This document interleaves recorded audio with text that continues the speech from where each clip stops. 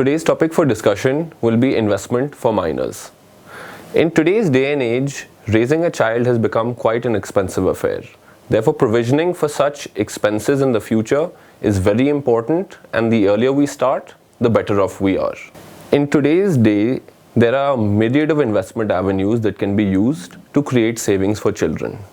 But one thing that has been noticed is that the discipline always starts very early, but as time goes by, in case any emergencies or fund requirements arise, a lot of the times the parents do utilize these funds set aside for the children, and therefore it becomes a counterproductive exercise.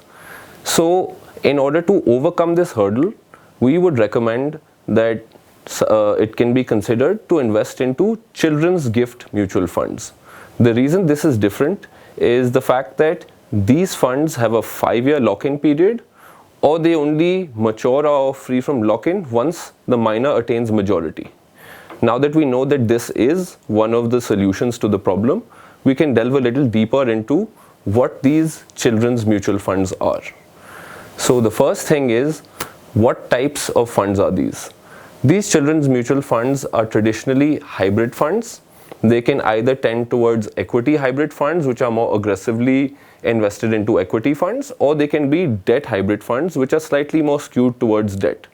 The decision of either of them can be taken based on risk tolerance as well as time horizon for the investment.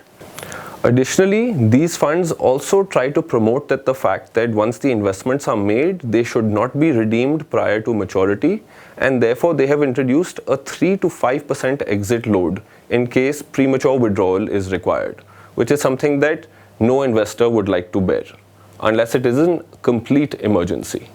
Now let's move forward into understanding how these investments on behalf of minors can be made. The first thing is, the investment can either be made from the minor's bank account or the parent's account, or the third option is by a court-appointed legal guardian. Once the investment is made from either of the bank accounts, the investment is held solely in the minor's name and cannot be held jointly with anyone else. This also promotes the fact that once the investment has been made, only the parents or legal guardian can have control over the purchase, redemption, or switch of such funds.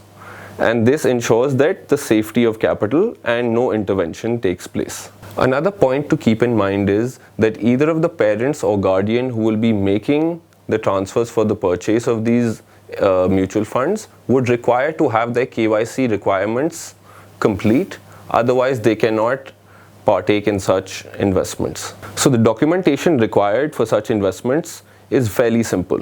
For the minor, we simply need to show their age through either a birth certificate or a passport, and the proof of relationship between the parent and the minor can be ascertained by a passport or birth certificate as well.